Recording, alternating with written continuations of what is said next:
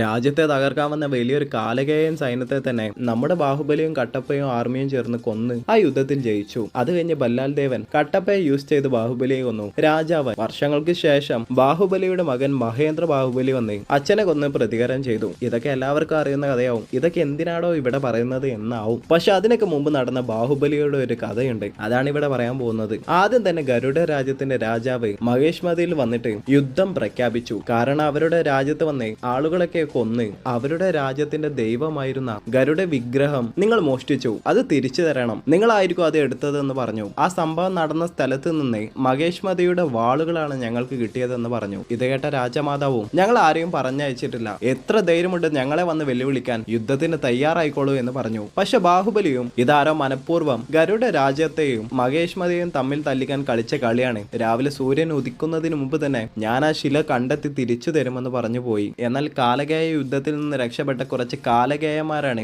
അവരെ തമ്മിൽ തല്ലിക്കാൻ ചെയ്ത പണിയാണ് ഇതെന്ന് മനസ്സിലാക്കിയ ബാഹുബലിയും അവരെല്ലാവരെയും പോരാടി ജയിച്ചു. ആ വിഗ്രഹം എടുത്ത് പുഴയിലേക്ക് ചാടി. പക്ഷെ ബാക്കി വന്ന കാലകേയന്മാർ അമ്പ് ചെയ്യാൻ തുടങ്ങി. വിഷം പുരട്ടിയ അമ്പ് ഷൂട്ട് ചെയ്യാൻ നിന്നതും അവന്റെ നെഞ്ചത്ത് വന്ന് തന്നെ ഒരു അമ്പ് തറച്ചു. അത് കറക്റ്റ് ടൈമിൽ അവിടെ എത്തിയ കട്ടപ്പയും ആർമിയുമായിരുന്നു. അവർ ബാക്കി വന്ന എല്ലാവരെയും കൊന്നുകളഞ്ഞു. കൊട്ടാരത്തിൽ തിരിച്ചെത്തി ആ ശില ഗരുഡ രാജ്യത്തെ തന്നെ തിരിച്ചേൽപ്പിച്ചു. അപ്പോഴാണ് മഹേഷ്മതിയുടെ അതിർത്തിയിൽ രക്തദേവൻ എന്ന രാജാവ് അയാളുടെ ആർമിയെയും കൂട്ടി മഹേഷ്മതിയെ കീഴടക്കാൻ വരുന്നു എന്ന വാർത്ത ബാഹുബലി കേൾക്കുന്നത്. അത് കേട്ട ബാഹുബലിയും കട്ടപ്പയും അവരുടെ ആർമിയെ കൂട്ടി ആ സ്ഥലത്തേക്ക് പോയി. ഇനി എന്ത് സംഭവിക്കും കാണാം അടുത്ത പാർട്ടിൽ.